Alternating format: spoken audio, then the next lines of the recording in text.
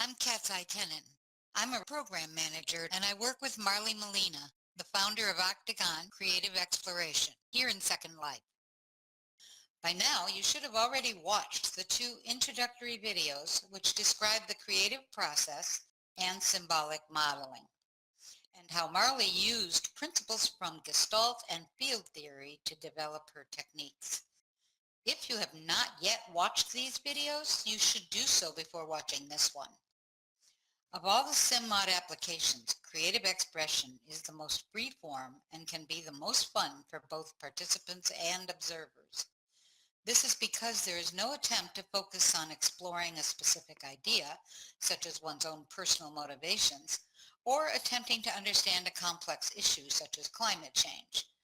Instead, symbolic modeling is being used simply to express and share one's creativity. Although it is not as focused on achieving specific results as other SymMod applications are, creative expression still depends heavily on interacting with others in some way.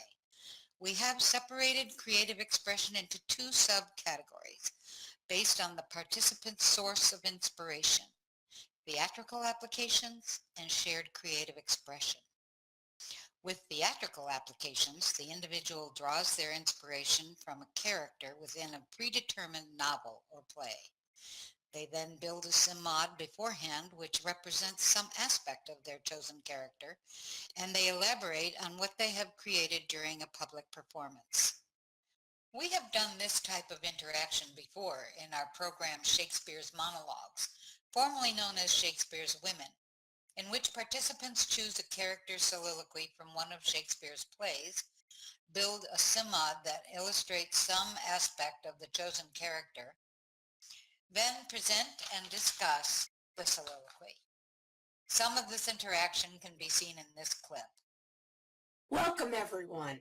We decided to focus on the women in Shakespeare's plays and have people choose parts that they would like to do the monologues for, and then make a piece of art that goes along with their character, and then engage the audience in a discussion of what the relationship is between the archetype of that character and people who exist in modern times who have some of that character's characteristics. So that's where you will come in.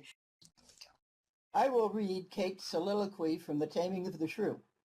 The banner is my idea of Kate's heraldic device, a before-after picture. Before, she was a dragon. A dragon tamed does not become a mouse. 2 daughters fair. The elder was a shrew. Her father would not let the younger go until he found a husband for his Kate. This pass was solved by bold Petruchio. Before he would return to Padua, to please him, she would call the sun the moon. In Padua, his friends could not believe that he had tamed the bitter shrew so soon, and all were sore amazed at what she said. A woman moved is like a fountain troubled, muddy, ill-seeming, thick, bereft of beauty. And while it is so, none so dry or thirsty will deign to sip or touch one drop of it. Thy husband is thy lord, thy life, thy keeper, thy head, thy sovereign, one that cares for thee. Now you have heard the tale that we relate. Tell me, what think you of the change in Kate? We're going to be talking about Kate as an archetype for women who exist in modern times. Take each voice, the voice of the dragon Kate and the transformation side. This Petruchio, he is the only one that has ever wanted to marry me, and he's marrying me for my wealth. I am going to make it hard on him. He thinks he can tame me. But no, no one has, no one will. Now, when she goes through this transformation, what is this voice like? Well, I was very angry all during that trip and when we got married. But we've had 3 weeks since then before that bet came up. And now I've got to say I love him and admire him. He's tough and he gets what he wants. We're very much alike, actually. So audience, your job is to think about models possibly of women who've been extremely independent and then have wanted nothing to do with male figures in their lives and then did a switch. Gloria Steinem was a very radical feminist who stayed single most of her life until she didn't. She fell in love with someone and she wanted then to be with this guy. So, that's one aspect of it. These characters are archetypal. They can be found in every century. They're like templates for different ways of being. We have also worked with Bajoy of the Avilion Cameo Theater, or ACT, to demonstrate other theatrical applications during the Virtual World's Best Practices in Education conference in 2017. Under Marly's direction, members of Bajoy's group showed how SymMods can be used to convey feeling states of characters within a play of their own creation. Afterwards, the players enacted a brief scene from Romeo and Juliet, also using SymMods as characters, and discussed the purpose of each SymMod. We also did a video showing how pre-programmed objects can be used to tell a story. We created a short original fairy tale as the story, and then programmed simple objects to perform the actions of the characters. Although it can be argued that the objects used for this demonstration are actually literal representations and not true SymMods, anyone with some experience in Second Life could use this technique to create their own story and then create symbolic models, which they have programmed to perform certain actions. With shared creative expression, one person responds to the creativity of another. We offer a couple different types of programs which use this method. With collaborative sculpture and storytelling, 2 or more individuals work together to create a sculpture. One person starts by creating a basic object, then modifies it to a chosen size, shape, color, etc. After they have finished, the next person puts out and modifies their own object, close to the first one. This process continues until everyone has put out at least 2 of their own objects. Each object may be inspired by what has been placed before, or it may be random. Participants then get together and come up with a story based on the sculpture they have created, which they then present as a group. Okay, so now we've got a character, but we don't know who the character is yet. And this is where the improvisation comes in. So I'd like you to put your heads together and just brainstorm. Walk around the object, look at it from different angles and so on, and suggest a name for this character. Well, I think it looks like a pumpkin. Should we call him Peter then? Peter Pumpkin? Okay, so Peter Pumpkin actually has these 4 parts. And you need to imagine now that there's an integration of the parts, that every part is needed in order to create this character and this improvisation. So now we need to come up with a story. One of you can elect to actually become the object and speak as it and see what comes out. I'm Peter Pumpkin. I'm standing around minding my own business here.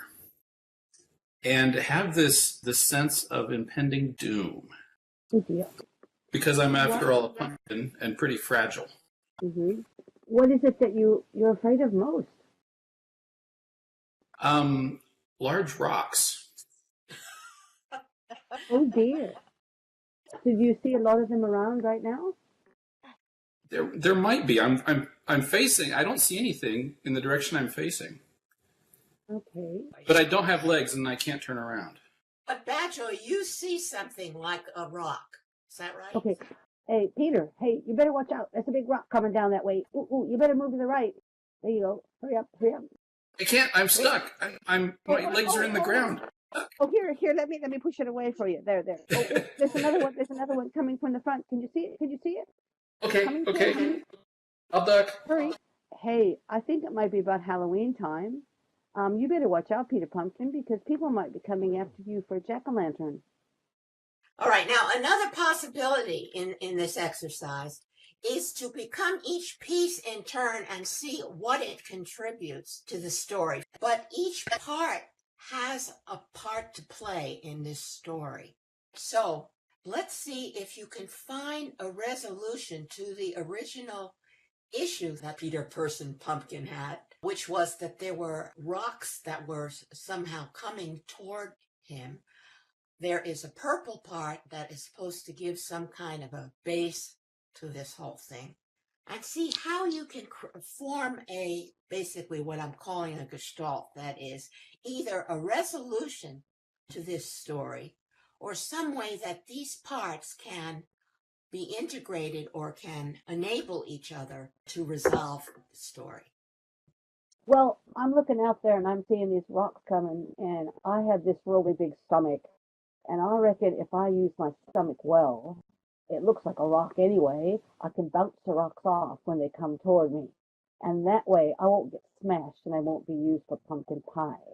So, whoops, here comes another one. Whoops, I'll smash it away. Yeah, my stomach's doing really well. I think I'll be able to protect myself now from all these rocks that are coming. Okay, great. Now, if you have another point of view, Lane, or some other way that you want to configure this.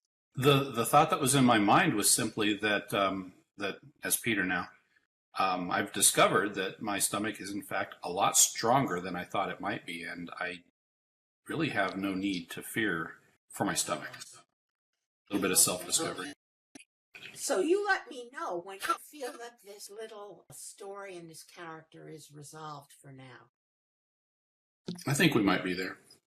I think we're resolved, yeah. Okay, great. Thank you. We also offer a unique program called Improv, Artists and Musicians. What makes this program special is that artists and performers from different mediums, visual, audio, and spoken word, work together. A musician starts to play an improvisational piece, and an artist then starts to build based on what they hear. Meanwhile, members of the audience put their own poetic comments into chat as they are inspired by what they see and hear. This process is then reversed. The artist creates a spontaneous build, and the musician then improvises a piece based on what they see. The results of this can often be fascinating and breathtakingly beautiful. The images you are seeing now give you a sample of what to expect when you attend one of these programs, which are held frequently at the Octagon Theater. What possibilities could you imagine? You can start exploring them today. Please get in touch with Marly Milena or consider joining Octagon Creative Exploration for all notices of future events.